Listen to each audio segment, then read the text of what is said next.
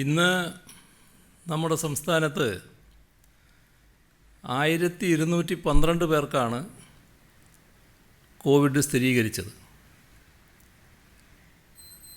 880 പേരാണ് രോഗമുക്തി നേടിയത്. 5 മരണം ഇന്ന് റിപ്പോർട്ട് ചെയ്തു. കാസർഗോഡ് ചാലിങ്കൽ സ്വദേശി 53 വയസ്സുള്ള ഷംസുദ്ദീൻ, തിരുവനന്തപുരം മരിയാപുരം സ്വദേശി 50 വയസ്സുള്ള കനകരാജ്,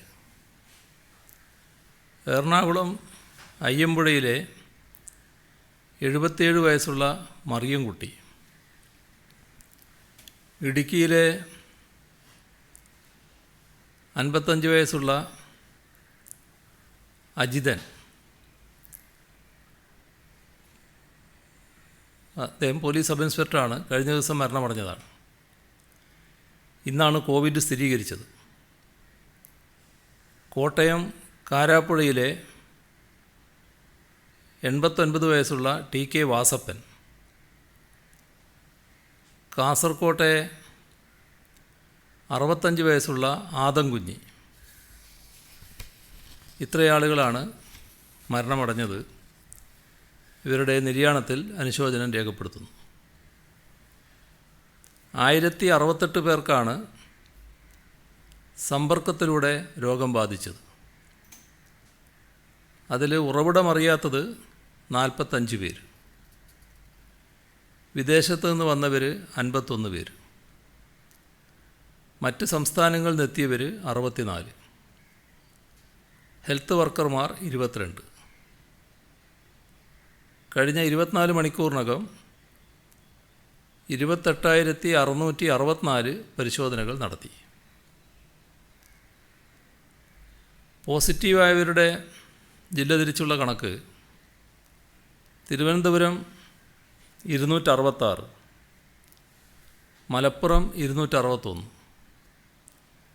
എറണാകുളം 121, ആലപ്പുഴ 118, കോഴിക്കോട് 93, പാലക്കാട് 81, കോട്ടയം 76, കാസർഗോഡ് 68, ഇടുക്കി 42, കണ്ണൂർ 31, പത്തനംതിട്ട 19,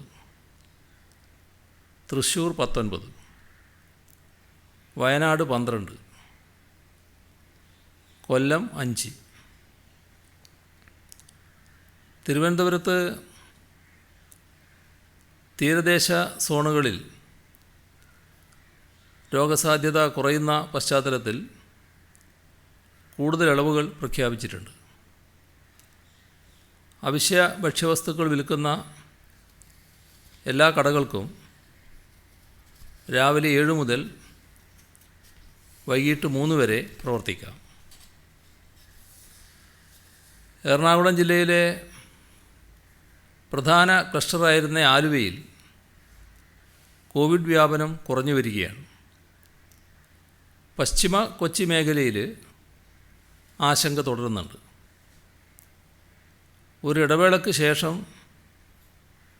ചെല്ലാനം മേഖലയിലും കൂടുതൽ കേസുകൾ റിപ്പോർട്ട് ചെയ്യുന്നുണ്ട്. വയനാട് കാലവർഷത്തിൽ ഉരുൾപൊട്ടലുണ്ടായ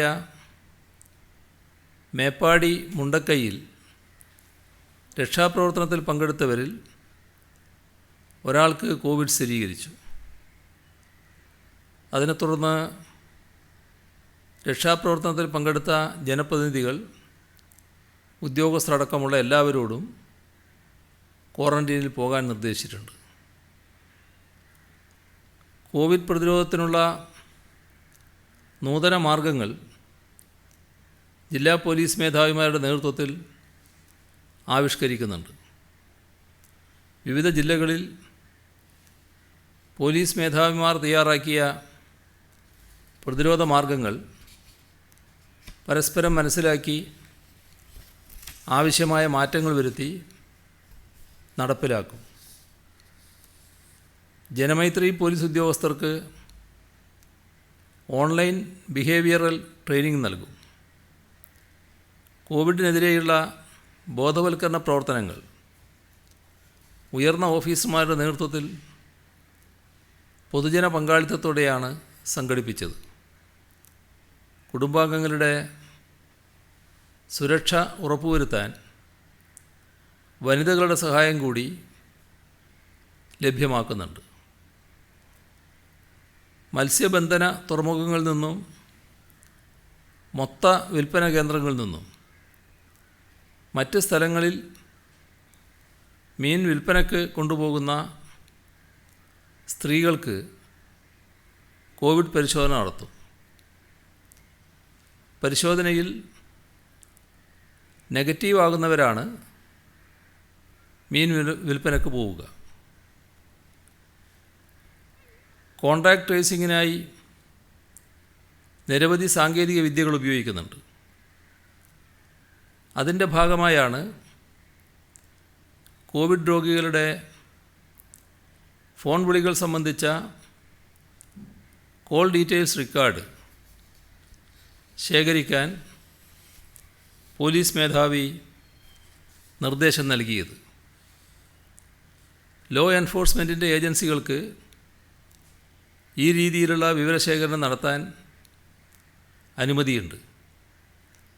പൊതുജനാരോഗ്യവും സുരക്ഷയും മുൻനിർത്തിയാണ് കേരളത്തിൽ CDR ശേഖരിച്ച് രോഗികളുടെ വിവരങ്ങൾ കണ്ടെത്തുന്നത്. ഏതാനും മാസങ്ങളായി ഈ മാർഗം നാം ഉപയോഗിക്കുന്നുണ്ട്. കോൺടാക്റ്റ് ട്രേസിങ്ങിനായുള്ള ഏറ്റവും ഫലപ്രദമായ മാർഗമാണിത്. ഇങ്ങനെ ശേഖരിക്കുന്ന വിവരങ്ങൾ മറ്റൊരാൾക്ക് കൈമാറുകയോ മറ്റ് കാര്യങ്ങൾക്ക് ഉപയോഗിക്കുകയോ ചെയ്യില്ല. അതുകൊണ്ട് തന്നെ CDR ശേഖരിക്കുന്നത് രോഗികളുടെ സ്വകാര്യതയിലേക്കുള്ള കടന്നുകയറ്റമാണെന്ന വാദത്തിൽ കഴമ്പില്ല.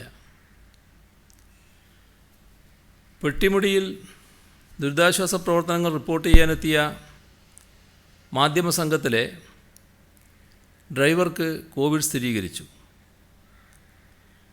ആരിൽ നിന്നും രോഗമുണ്ടായെന്ന് കണ്ടെത്തിയിട്ടില്ല. റെസ്ക്യൂ ഓപ്പറേഷനിൽ പങ്കെടുത്തവർക്ക് നടത്തിയ പരിശോധനയിലാണ് ഇദ്ദേഹത്തിന് കോവിഡ് സ്ഥിരീകരിച്ചത്. ഇദ്ദേഹം CFLTCയിൽ ചികിത്സയിലാണ്. തുടർന്ന് ഇദ്ദേഹവുമായി ഹൈ റിസ്ക് കോണ്ടാക്റ്റുള്ള മാധ്യമപ്രവർത്തകർ ഉൾപ്പെടെയുള്ള 26 പേരുടെ ലിസ്റ്റ് തയ്യാറാക്കി.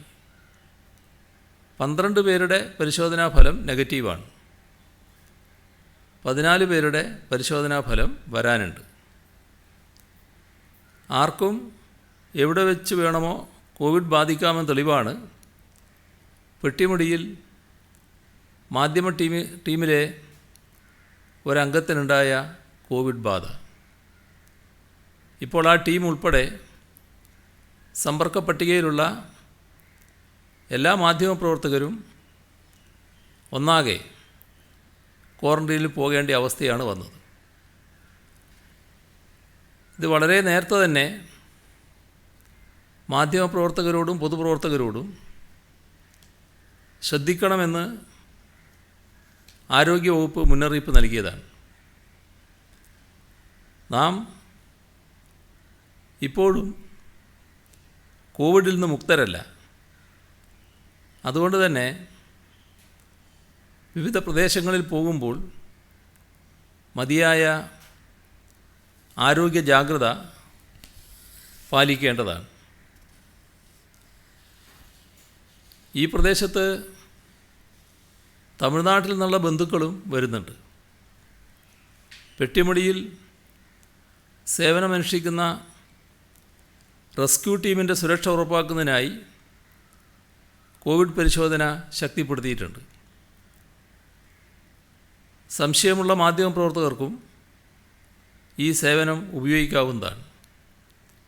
ആലപ്പുഴയിൽ നിന്നും വന്ന ഒരു ഫയർഫോഴ്സ് ജീവനക്കാരന് സെൻറ്റിനൽ സർവൈലൻസിൻ്റെ ഭാഗമായി നടത്തിയ പരിശോധനയിൽ ഫലം പോസിറ്റീവായി. അതിനെ തുടർന്നാണ് പെട്ടിമുടിയിലെ പരിശോധനയും സർവൈലൻസും ശക്തമാക്കാൻ തീരുമാനിച്ചത്. ദുരിതമുഖത്ത് ആരോഗ്യവകുപ്പിൻ്റെ പ്രത്യേക മെഡിക്കൽ സംഘം നിലയുറപ്പിച്ചിട്ടുണ്ട്. ഇന്ന് NDRFലെ ഒരാൾക്ക് പോസിറ്റീവായി. ഒരു ഡോക്ടർ, 2 സ്റ്റാഫ് നഴ്സ്, 3 JHIമാർ എന്നിവർ റെസ്ക്യൂ ടീമിനോടൊപ്പം സേവനമനുഷ്ഠിക്കുന്നുണ്ട്. ഒരേ സമയം 5 പോസ്റ്റ്മോർട്ടം നടത്തുന്നതിനായി രാജമലയിലെ എസ്റ്റേറ്റ് ഡിസ്പെൻസറിയിൽ 5 ടേബിളുകൾ സജ്ജമാക്കിയിട്ടുണ്ട്. 5 ഡോക്ടർമാർ, 4 നഴ്സിംഗ് അസിസ്റ്റൻ്റ്, 4 JHIമാർ എന്നിവരാണ് ഇവിടെ സേവനമനുഷ്ഠിക്കുന്നത്. ഇന്ന് കോവിഡ് സംബന്ധമായി ഒരു കാര്യം കൂടി സൂചിപ്പിക്കേണ്ടതുണ്ട്. ഇന്നലെ കോവിഡ് റിക്കവറി റേറ്റുമായി ബന്ധപ്പെട്ട് എന്തോ തെറ്റായ കാര്യം ഞാൻ പറഞ്ഞുവെന്ന് പ്രതിപക്ഷ നേതാവ് ആരോപിച്ചതായി അറിഞ്ഞു.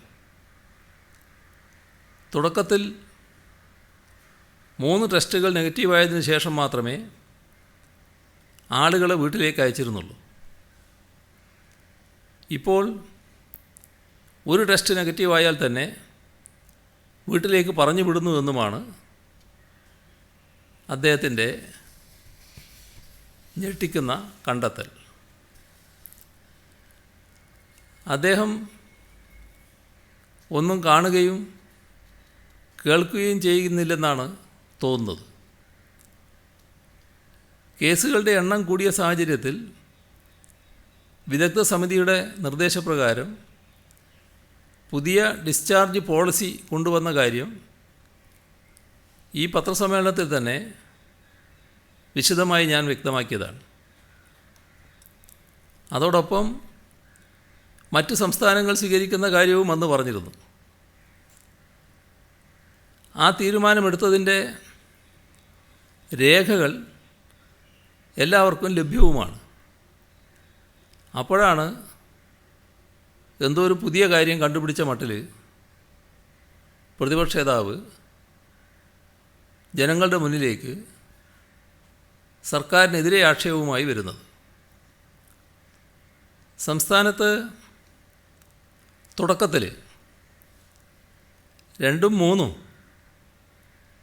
ചിലപ്പോൾ അതിലധികവും ടെസ്റ്റുകൾ നടത്തിയാണ് രോഗികളെ ഡിസ്ചാർജ് ചെയ്തിരുന്നത്. നമുക്കെല്ലാം ഓർമ്മയുള്ള ചില കേസുകളുണ്ടല്ലോ. ഇംഗ്ലണ്ടിൽ നിന്ന് വന്ന ആറന്മുള സ്വദേശി 22 തവണയാണ് ടെസ്റ്റ് നടത്തിയത്. 3 തവണ നെഗറ്റീവായതിനു ശേഷമാണ് ഡിസ്ചാർജ് ചെയ്തത്. എല്ലാ മാധ്യമങ്ങളും ആ കാര്യം റിപ്പോർട്ട് ചെയ്തതാണ്. ഇവിടെയും ആ കാര്യം പറഞ്ഞതാണ്. 41 ദിവസമാണ് അദ്ദേഹത്തെ നാം ആശുപത്രിയിൽ ചികിത്സിപ്പിച്ചത്. പത്തനംതിട്ട വടശ്ശേരിക്കര സ്വദേശിനിയായ വീട്ടമ്മ കോവിഡ് മുക്തിയായി വീട്ടിലേക്ക് മടങ്ങിയത് 48 ദിവസങ്ങൾക്ക് ശേഷമാണ്. കേരളത്തിൻ്റെ റിക്കവറി റേറ്റ് മറ്റ് സംസ്ഥാനങ്ങളേക്കാൾ തുടക്കം മുതലേ കുറഞ്ഞിരിക്കുന്നത് അതുകൊണ്ട് തന്നെയാണ്. മറ്റ് സംസ്ഥാനങ്ങളിൽ മിക്കതിലും രോഗികളെ അഡ്മിറ്റ് ചെയ്തതിനു ശേഷം 10 ദിവസം കഴിഞ്ഞ് രോഗലക്ഷണങ്ങൾ കുറഞ്ഞാൽ റിക്കവറി രേഖപ്പെടുത്തി വീട്ടിലേക്ക് പറഞ്ഞു വിടുകയാണ്. അവരാദ്യം തൊട്ടേ ചെയ്യുന്നത് അതാണ്. ഇപ്പോഴും അത് തുറന്നുകൊണ്ടിരിക്കുന്നു. എന്നാൽ ഇത്രയും കേസുകൾ കൂടിയിട്ടും ടെസ്റ്റ് റിസൾട്ട് നെഗറ്റീവാകാതെ കേരളത്തിലൊരു രോഗിയെയും ഡിസ്ചാർജ് ചെയ്യുന്നില്ല. ഇത് ഇന്നലെ പത്രസമ്മേളനത്തിൽ വ്യക്തമായി ഞാൻ പറഞ്ഞ കാര്യമാണ്. അത് അദ്ദേഹം കേട്ടിട്ടുണ്ടാവില്ല എന്ന് കരുതുന്നില്ല. എന്നാലത് കേൾക്കാത്ത മട്ടിൽ ഞാനിവിടെ എന്തോ നുണ പറഞ്ഞെന്നും പുതുതായി അദ്ദേഹം എന്തോ കണ്ടെത്തിയെന്നും വരുത്തി തീർക്കാനാണ് അദ്ദേഹം നോക്കുന്നത്. ഈ രാഷ്ട്രീയ കൗശലം പണ്ടായിരുന്നെങ്കിൽ കുറച്ച് ഫലിക്കുമായിരുന്നു. ഇന്നിപ്പോൾ സാങ്കേതികവിദ്യയുടെ ലഭ്യത എല്ലാവർക്കും ലഭിക്കുന്നതാണല്ലോ.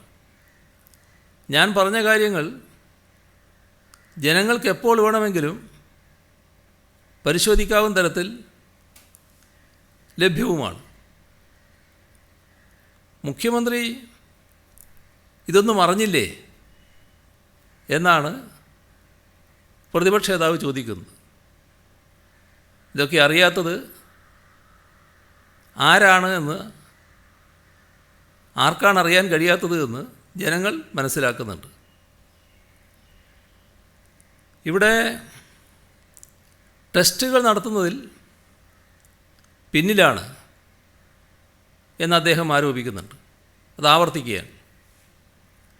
ലോകാരോഗ്യ സംഘടനക്കോ ICMR-നോ ഇന്ത്യ ഗവൺമെൻറ്റിനോ ഈ മേഖലയിലെ വിദഗ്ധർക്കോ കേരളം ഇക്കാര്യത്തിൽ പിറകിലാണ് എന്ന അഭിപ്രായമില്ല. അവരൊക്കെ നോക്കുന്നത് ടെസ്റ്റ് പോസിറ്റിവിറ്റി റേറ്റും test per million by case per മില്യണും എന്ന മാനദണ്ഡങ്ങളാണ്. അവ നോക്കിയാൽ ഒരു ഘട്ടത്തിൽ ലോകത്തെ തന്നെ മികച്ച നിലയിലായിരുന്നു നമ്മുടെ കൊച്ചു കേരളം. ഇപ്പോൾ കേസുകളുടെ എണ്ണം കൂടി. എന്നിട്ടും ഇന്ത്യൻ സംസ്ഥാനങ്ങളിൽ മുൻപന്തിയിൽ തന്നെ നമ്മളുണ്ട്. പ്രതിപക്ഷ നേതാവ് അദ്ദേഹത്തിൻ്റേതായ മറ്റെന്തോ രീതി ഉപയോഗിച്ചാണ് ഈ കാര്യങ്ങൾ മനസ്സിലാക്കുന്നത് എന്നാണ് തോന്നുന്നത്. ഈ മേഖലയിലെ വിദഗ്ധർ സ്വീകരിക്കുന്ന ശാസ്ത്രീയ മാനദണ്ഡങ്ങളിൽ അദ്ദേഹത്തിന് വിശ്വാസമില്ലെങ്കിൽ അതിനെക്കുറിച്ച് ഞാനെന്ത് പറയാനാണ്? സമൂഹം ഒരു പ്രതിസന്ധി നേരിടുമ്പോൾ പ്രതിരോധം ദുർബലപ്പെടുത്താനുള്ള ശ്രമം ദൗർഭാഗ്യകരമാണ് എന്ന് മാത്രമേ പറയാനുള്ളൂ. ഇവിടെ മികച്ച ചികിത്സ നാം ഉറപ്പുവരുത്തുകയാണ്. ഇതിലും മറ്റു പല സംസ്ഥാനങ്ങളിൽ നിന്നും വ്യത്യസ്തതയുണ്ട്. കനത്ത ഫീസ് ഈടാക്കിയാണ് മറ്റ് ചിലയിടങ്ങളിൽ ചികിത്സ നടത്തുന്നത്. നാം ഇവിടെ സൗജന്യമായ ചികിത്സ തന്നെയാണ് നടത്തുന്നത്. അതിനൊന്നിനും ഒരു കുറവും നാം വരുത്തിയിട്ടില്ല. ഹൗസ് സർജൻസി കഴിഞ്ഞുള്ള ഡോക്ടർമാരെ കോവിഡ് പ്രതിരോധത്തിനായി നിയമിച്ചിരുന്നു. ഇവർക്ക് 42,000 രൂപ വെച്ച് പ്രതിമാസ വേതനം അനുവദിക്കുന്നതിന് 13,38,00,000 രൂപ അടിയന്തരമായി അനുവദിച്ചിട്ടുണ്ട്. മാസ്ക് ധരിക്കാത്ത 8,355 സംഭവങ്ങൾ സംസ്ഥാനത്ത് ഇന്ന് റിപ്പോർട്ട് ചെയ്തിട്ടുണ്ട്. ക്വാറന്റൈൻ ലംഘിച്ച 15 പേർക്കെതിരെ ഇന്ന് കേസ് രജിസ്റ്റർ ചെയ്തു. സംസ്ഥാനത്ത് മഴ സംബന്ധിച്ച മുന്നറിയിപ്പുകൾ ഇപ്പോൾ നിലവിലില്ല. ഇടുക്കി, മൂന്നാർ പെട്ടിമുടി ദുരന്തത്തിൽ മരിച്ചവരുടെ 3 മൃതദേഹം കൂടി ഇന്ന് കണ്ടെടുത്തു. ഇതോടെ മരണം 55ആയി. ഇതിലൊന്ന് 12 വയസ്സുള്ള പെൺകുട്ടിയുടേതാണെന്ന് തിരിച്ചറിഞ്ഞു. കോവിഡ് പ്രതിരോധ ഭാഗമായി പെട്ടിമുടി ദുരന്ത മേഖലയിൽ തെരച്ചിലിൽ ഏർപ്പെട്ടിരിക്കുന്നവർക്ക് സാനിറ്റൈസർ, മാസ്ക്, കയ്യുറ ഇവയെല്ലാം ആവശ്യാനുസരണം വിതരണം ചെയ്തു വരുന്നു. കാണാതായവർക്ക് വേണ്ടി തെരച്ചിൽ നടത്തുന്ന മുഴുവൻ ഭാഗത്തും അഗ്നിശമന സേനയുടെ സഹായത്തോടെ അണുനശീകരണം യഥാസമയം നടത്തുന്നുണ്ട്. തെരച്ചിലേർപ്പെട്ടുള്ളവർക്ക് ആൻറ്റിജൻ ടെസ്റ്റും ആരംഭിച്ചിട്ടുണ്ട്. ജില്ലയിൽ ഇന്ന് 22 ദുരിതാശ്വാസ ക്യാമ്പുകൾ പ്രവർത്തിക്കുന്നുണ്ട്. 146 കുടുംബങ്ങളിൽ 201 പുരുഷന്മാരും 186 സ്ത്രീകളും 47 കുട്ടികളുമായി 434 പേരാണ് ക്യാമ്പിലുള്ളത്. 36 വീടുകൾ തകർന്നു. 103 ദുരിതബാധിതരെ ക്യാമ്പുകളില്ലാതെ ബന്ധുഗൃഹങ്ങളിലായി മാറ്റിപ്പാർപ്പിച്ചിട്ടുണ്ട്. ഇന്ന് സംസ്ഥാനത്ത് പൊതുവിൽ മഴയുടെ ശക്തി കുറഞ്ഞിട്ടുണ്ട്. നിലവിൽ സംസ്ഥാനത്താകെ 648 ക്യാമ്പുകളിലായി 25,350 പേരെ മാറ്റിപ്പാർപ്പിച്ചിട്ടുണ്ട്. ആലപ്പുഴ ജില്ലയിൽ 324 നോൺ റെസിഡൻഷ്യൽ ക്യാമ്പുകളിൽ 22,920 കുടുംബങ്ങളിലെ 97,006 അംഗങ്ങൾ രജിസ്റ്റർ ചെയ്യപ്പെട്ടിട്ടുണ്ട്. കേന്ദ്ര ജല കമ്മീഷൻ്റെ മുല്ലപ്പെരിയാർ ഉപസമിതി ഇന്നലെ മുല്ലപ്പെരിയാറിൽ പരിശോധന നടത്തി. അണക്കെട്ടിലെ ജലനിരപ്പ് 136 അടിയിലേറെ ആയതോടെയാണ് ഉപസമിതി അണക്കെട്ടിലെത്തിയത്. തേക്കടിയിൽ നിന്നും ബോട്ട് മാർഗം അണക്കെട്ടിലെത്തിയ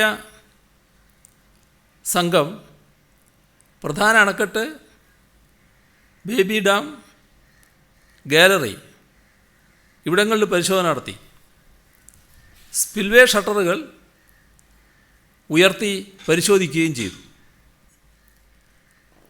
കരിപ്പൂർ വിമാന ദുരന്തവുമായി ബന്ധപ്പെട്ട് വിവിധ ആശുപത്രികളിലായി 83 പേരാണ് ചികിത്സയിലുള്ളത്. 61 പേർ സുഖം പ്രാപിച്ചു വരുന്നു. 22 പേർ ഗുരുതരാവസ്ഥയിലാണ്. കരിപ്പൂർ വിമാനത്താവളത്തിലുണ്ടായ രക്ഷാപ്രവർത്തനത്തിനിടെ വിമാനയാത്രക്കാരുടെ ബാഗേജ് മോഷ്ടിക്കാൻ ശ്രമിച്ചു എന്ന പേരിൽ ഒരാളുടെ ചിത്രം പ്രചരിക്കുന്നുണ്ട്. ഇയാളെ എയർപോർട്ട് പോലീസ് അറസ്റ്റ് ചെയ്തെന്നും സാധനങ്ങൾ പിടിച്ചെടുത്തെന്നുമാണ് വ്യാജ പ്രചരണം. രാഷ്ട്രീയ ശത്രുത തീർക്കുന്ന പ്രചാരണമാണ് ഉണ്ടായത്. അങ്ങനെയൊരു സംഭവം നടന്നിട്ടില്ല. ഇത് വ്യാജ സന്ദേശമാണെന്ന് കരിപ്പൂർ പോലീസ് സ്റ്റേഷൻ SHO വ്യക്തമാക്കി. KSEBയുടെ ലോഗോ ഉപയോഗിച്ച് സംസ്ഥാനത്തിൻ്റെ ദുരന്ത നിവാരണ പ്രവർത്തനത്തെ പരിഹസിച്ചുകൊണ്ട് പ്രചരിക്കുന്ന ഫേസ്ബുക്ക് പോസ്റ്റ് വ്യാജമാണെന്ന് കണ്ണൂർ ജില്ലാ KSEB വിഭാഗം അറിയിച്ചിട്ടുണ്ട്. ഇവ രണ്ടും തെറ്റിദ്ധാരണ പരത്തുന്ന വ്യാജ സന്ദേശങ്ങളാണെന്ന് PRDയുടെ ഫാക്ട് ചെക്ക് വിഭാഗം കണ്ടെത്തിയിട്ടുണ്ട്. വ്യാജ വാർത്തകളുടെ നിജസ്ഥിതി അറിയുന്നതിന് ജില്ലാ PRDകളുമായി പൊതുജനങ്ങൾക്ക് ബന്ധപ്പെടാവുന്നതാണ്. കഴിഞ്ഞ വർഷം സംസ്ഥാന സർക്കാർ നടപ്പിലാക്കിയ കേരള സൂക്ഷ്മ ഇടത്തരം ചെറുകിട സംരംഭങ്ങൾ സുഗമമാക്കൽ ആക്ട് 2019 ഇതിലൂടെ ഈ 9 മാസത്തിനുള്ളിൽ 2550 സംരംഭങ്ങൾക്ക് അംഗീകാര സർട്ടിഫിക്കറ്റ് ലഭ്യമായി.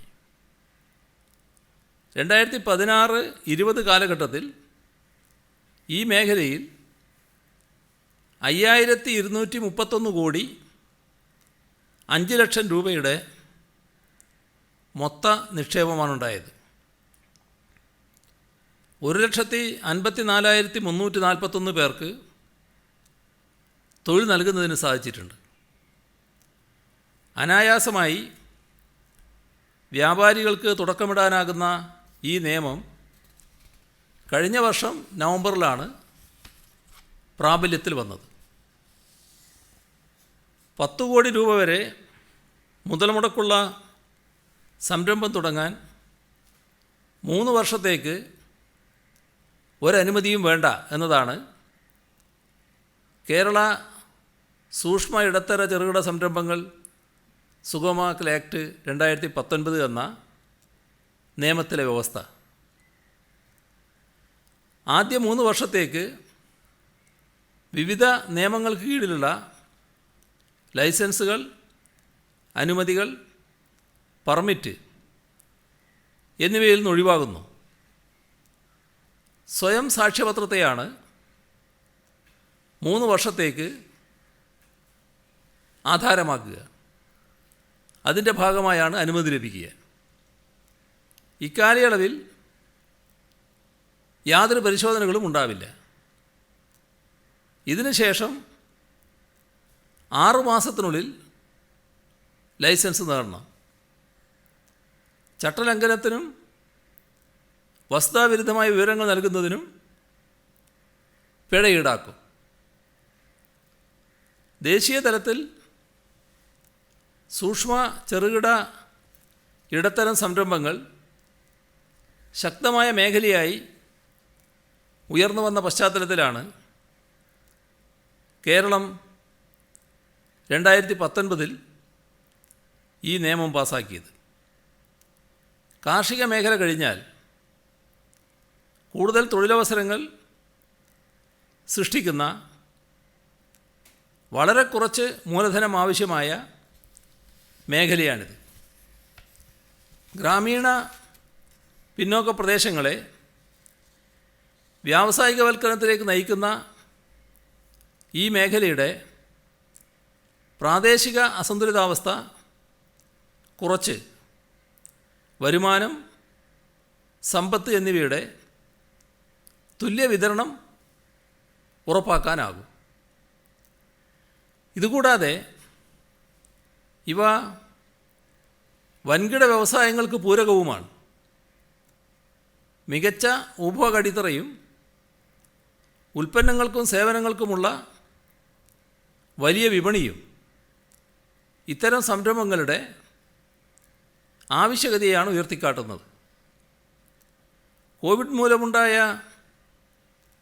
പ്രതിസന്ധി പരിഹരിക്കാൻ സർക്കാർ ഏറ്റവും കൂടുതൽ ശ്രദ്ധ ചെലുത്തുന്നത് ചെറുകിട ഇടത്തര സൂക്ഷ്മ വ്യവസായ മേഖല ശക്തിപ്പെടുത്തുന്നതിനാണ്. ഇതോടൊപ്പം ചൂണ്ടിക്കാണിക്കാനുള്ള ഒന്നാണ് കഴിഞ്ഞ ജനുവരിയിൽ പ്രഖ്യാപിച്ച 12 ഇനങ്ങളിൽ ഒന്നായ പച്ചക്കറി കൃഷിയുടെ വൻതോതിലുള്ള വളർച്ചയ്ക്കുതകുന്ന മഴമറയുടെ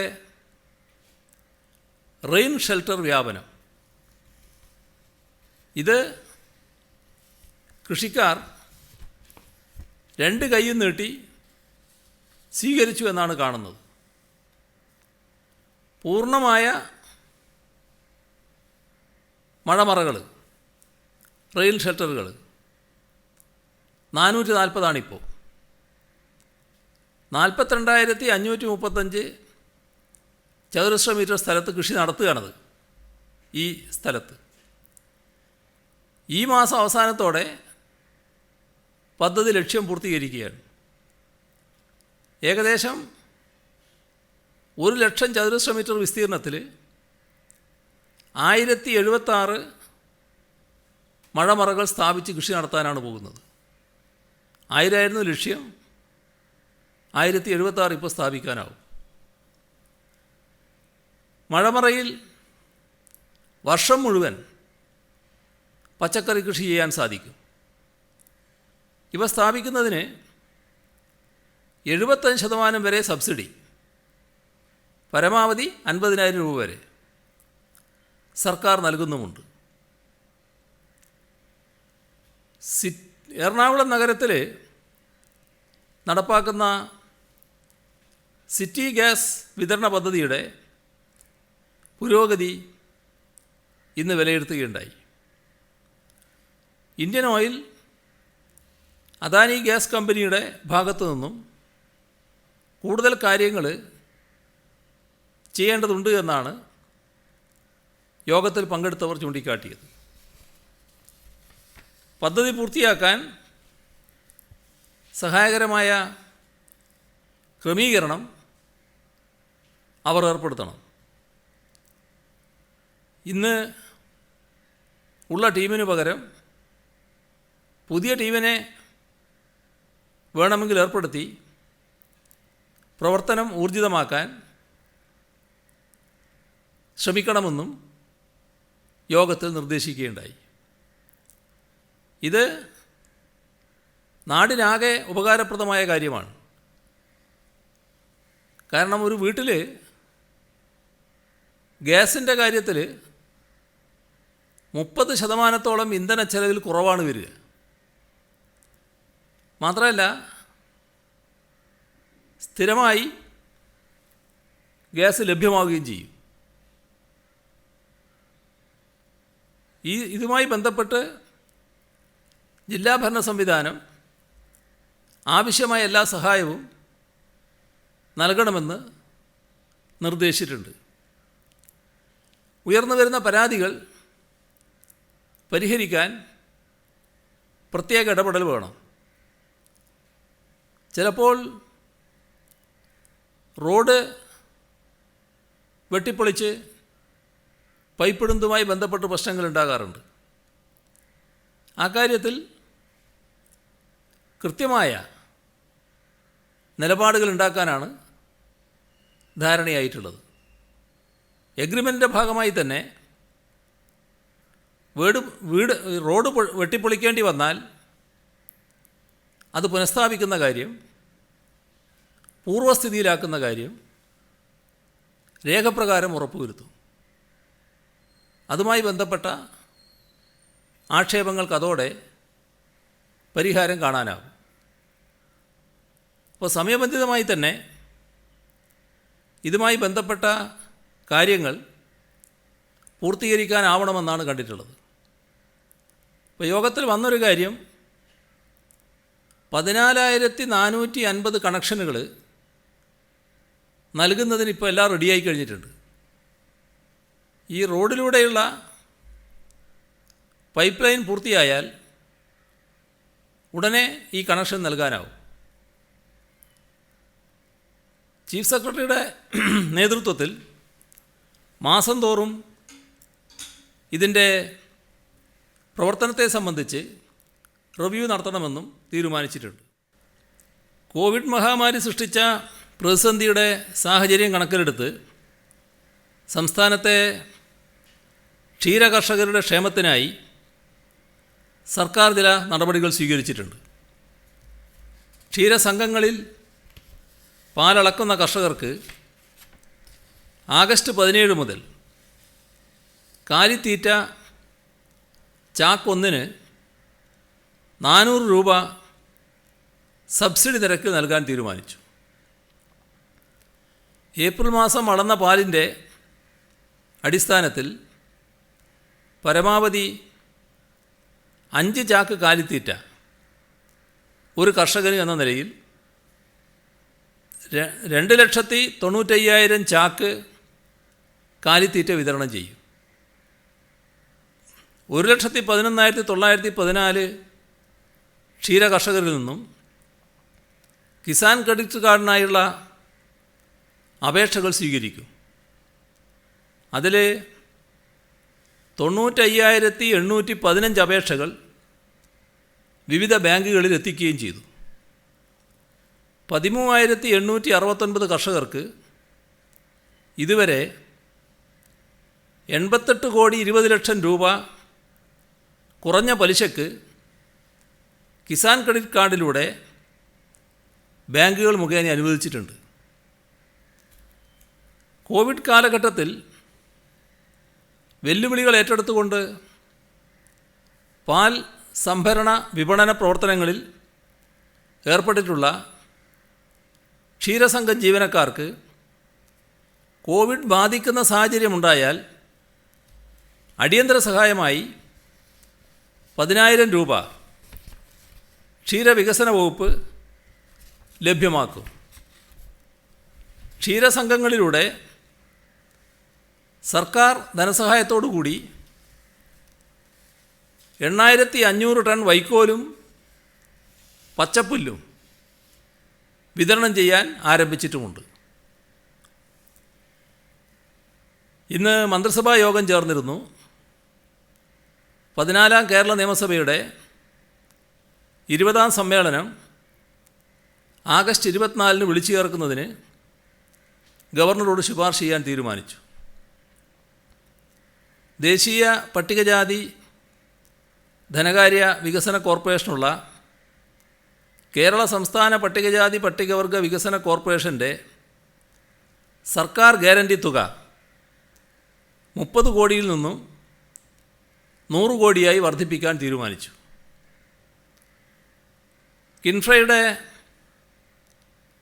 കൊച്ചി ബാംഗ്ലൂർ ഇൻഡസ്ട്രിയൽ കോറിഡോർ പദ്ധതിക്ക് പാലക്കാട് ജില്ലയിൽ 1,800 ഏക്കർ ഭൂമി ഏറ്റെടുക്കുന്നതിന് സ്പെഷ്യൽ ഡെപ്യൂട്ടി കലക്ടറുടെ യൂണിറ്റും സ്പെഷ്യൽ തഹസിൽദാർ യൂണിറ്റും താൽക്കാലികമായി രൂപീകരിക്കും. ഈ കൊച്ചി ബാംഗ്ലൂർ ഇൻഡസ്ട്രിയൽ കോറിഡോർ പദ്ധതിയുടെ ഭാഗമായുള്ള ഭൂമി ഏറ്റെടുക്കാനുള്ള ചുമതല കിൻഫ്രക്കാണ്. അതിനുള്ള സ്പെഷ്യൽ യൂണിറ്റാണ് രൂപീകരിക്കുന്നത്. പൊതുമേഖലാ സ്ഥാപനങ്ങളിലെ ജീവനക്കാർക്ക് 2019-2020 വർഷത്തെ ബോണസ് നൽകുന്നതിനുള്ള മാർഗരേഖ പുറപ്പെടുവിച്ചു. കഴിഞ്ഞ തവണ നൽകിയ ബോണസ് തുകയിൽ അധികരിക്കാൻ പാടില്ലെന്ന വ്യവസ്ഥയോടെയാണ് അംഗീകരിച്ചത്. നെടുമ്പാശ്ശേരി, കരിപ്പൂർ എന്നീ വിമാനത്താവളങ്ങളിൽ നിന്നും ആഭ്യന്തര സർവീസ് നടത്തുന്ന എല്ലാ വിമാനങ്ങൾക്കും ഏവിയേഷൻ ടർബൈൻ ഫ്യൂവലിന്മേലുള്ള നികുതി നിരക്ക് 5% നിന്ന് 1% 10 വർഷത്തേക്ക് കുറക്കാൻ തീരുമാനിച്ചു. ചില സഹായങ്ങളുടെ കാര്യമാണ്. KPM higher secondary school Vellinellur PTA-യും സ്കൂൾ സംരക്ഷണ സമിതിയും ചേർന്ന് ഓൺലൈൻ പഠന സഹായമായി 32 TV, 11 tablet computer, 11 mobile phone എന്നിവ വിതരണം ചെയ്തു. മലപ്പുറം ജില്ലയിലെ കോവിഡ് ഫസ്റ്റ് ലൈൻ ട്രീറ്റ്മെൻറ്റ് സെൻ്ററുകൾക്കായി ദേശീയ സമ്പാദ്യ പദ്ധതി വകുപ്പ്, ജില്ലാ ശുചിത്വ മിഷൻ എന്നിവർ ചേർന്ന് ജില്ലയിലെ ദേശീയ സമ്പാദ്യ പദ്ധതി ഏജൻറ്റുമാരിൽ നിന്ന് സംഭാവനയായി സ്വീകരിച്ച 2,58,000 രൂപയുടെ കിടക്കകൾ കൈമാറി. ദുരിതാശ്വാസ നിധിയിലേക്കുള്ള സഹായമാണ്. നിലമ്പൂരിലുള്ള PG മെഡിക്കൽ ട്രസ്റ്റ് ഹോസ്പിറ്റൽ മാനേജ്മെൻറ്റും ജീവനക്കാരും ചേർന്ന് 2,25,000 രൂപ.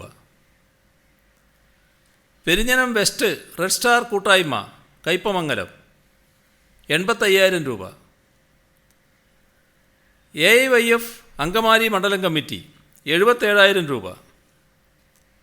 CPIM ചെറുവത്തൂർ ഈസ്റ്റ് ലോക്കലിലെ ബ്രാഞ്ചുകൾ ചേർന്ന് 61,000 രൂപ. NREG workers union Kayyur Cheemeni panchayat 52,000 രൂപ.